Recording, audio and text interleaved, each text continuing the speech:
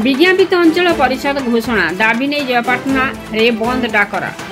आज कलाहांडी जिला जयपाटना ब्लॉक अंचल विकास तथा पानीय जल आदिवासी छात्र छात्री शिक्षा व्यवस्था तथा जयपाटना अंचल विभिन्न समस्या को नहीं आज जयपाटना रे बंद डाकरा पालन करथिले। जयपाटना ब्लॉक अंतर्गत बिजु जनता दल पक्षरु आज जयपाटना बंद पालन करा जायछि। कार्यक्रम में स्थानीय बिजु जनता दलर नेता कर्मी और समर्थक माने जोग देथिले। एथिरे कलाहांडीर विकास गरीब मानक पई योजना संबंधी आलोचना होइथिला।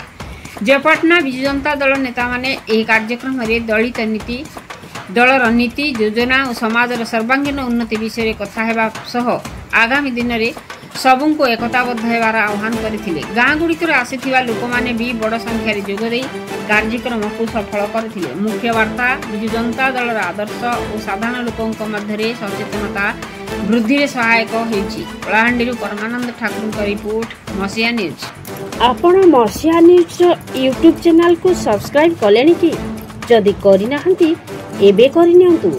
एहा सह मसिया न्यूज रो फेसबुक पेज को और ट्विटर को फॉलो करंतु। तासह मसिया न्यूज रो ऐप आसी गलानी निज मोबाइल रो प्ले स्टोर रो डाउनलोड करनियंतु। जय जगन्नाथ। डेली ओली आवर्जना ट्रक ट्रक एठर भरची डंपिंग वार्ड थिबारु विभिन्न समय हाथी उदी तरारे ओलिया गदा होची बोल कर विभिन्न गणमाध्यम रे भी बाहरुची।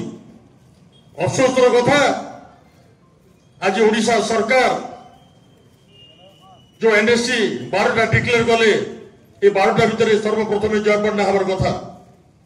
आज आम पूर्वतन माननीय मुख्यमंत्री श्रीयुक्त नवीन पट्टनायक महोदय 2023 रे जयपाटना को प्राथमिकता देकर एनएससी घोषणा करथिले।